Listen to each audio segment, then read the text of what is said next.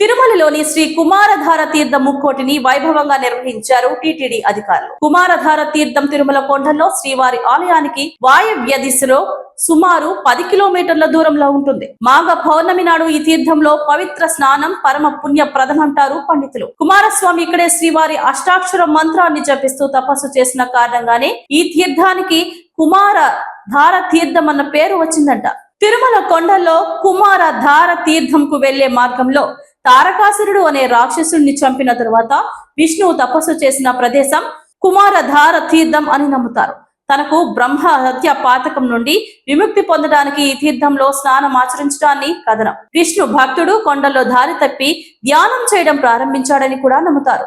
విష్ణువు తన ముందు ప్రత్యక్షమై ఈ చెరువులో స్నానం చేయమని కోరాడు. ఈ పవిత్ర తీర్థంలో స్నానం చేసిన మనిషిని 16 ఏళ్ల బాలుడిగా మార్చింది కనుక దీనిని కుమార తీర్థం అని పిలువబడిందని పురాణాలు చెప్తున్నాయి. అందుకే ఈ తీర్థంలో స్నానం ఆచరిస్తే సకల పాపాలు తొలగుతాయని భక్తుల విశ్వాసం. తీర్థం ముక్కోటికి విచ్చేసే భక్తులకు ఎలాంటి అసౌకర్యం కలగకుండా టీటీడీ విస్తృత ఏర్పాట్లు చేసింది.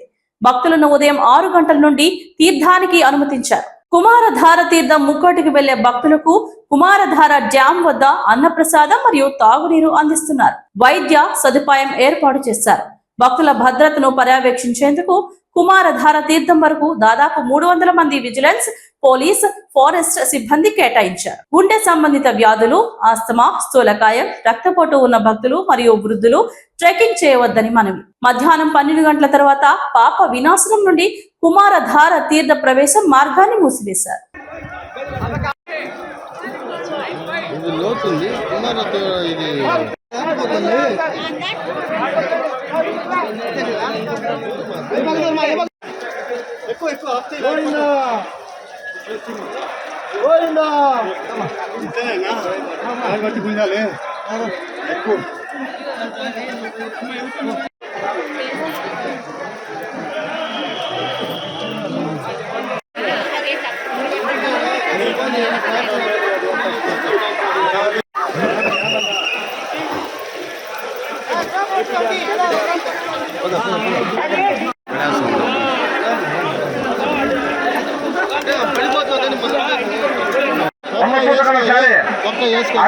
అడుగు తీసి అడుగు వేయమ్మా, దాంట్లో వేయద్దు.